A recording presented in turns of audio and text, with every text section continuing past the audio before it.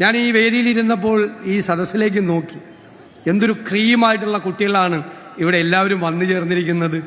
ഇവരെല്ലാം നമ്മുടെ കേരളത്തിൻ്റെ എല്ലാ സ്വപ്നവും, നമ്മുടെ എല്ലാ സ്വപ്നങ്ങളെയും യാഥാർത്ഥ്യമാക്കാൻ കരുത്തുള്ളവരാണ്. ഞാൻ പറയും ഡെമോഗ്രാഫിക് ഡിവിഡൻഡാണ്.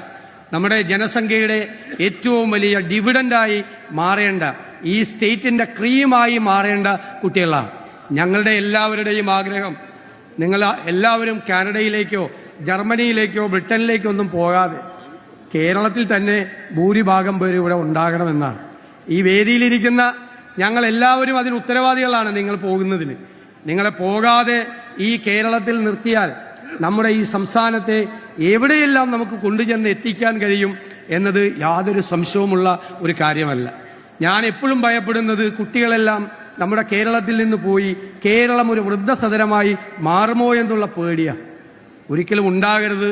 എല്ലാവരും ചേർന്ന് നമ്മൾ തീരുമാനമെടുത്താൽ നമ്മുടെ കേരളത്തെ മാറ്റിമറിക്കാൻ നമുക്ക് കഴിയും. അതിനുള്ളൊരു കരുത്തുറ്റ ഒരു യുവത്വമാണ് കേരളത്തിൽ വളർന്നു വരുന്നത്. അവരാണ് വ്യത്യസ്തമായ കഴിവുകളുള്ള, നന്നായി പഠിക്കുന്ന മിടുമിടുക്കന്മാരുടെയും മിടുമിടുക്കികളുടെയും ഒരു കൂട്ടമാണവർ. അവരാണ് കേരളത്തിനെ മാറ്റിമറിക്കേണ്ടത്.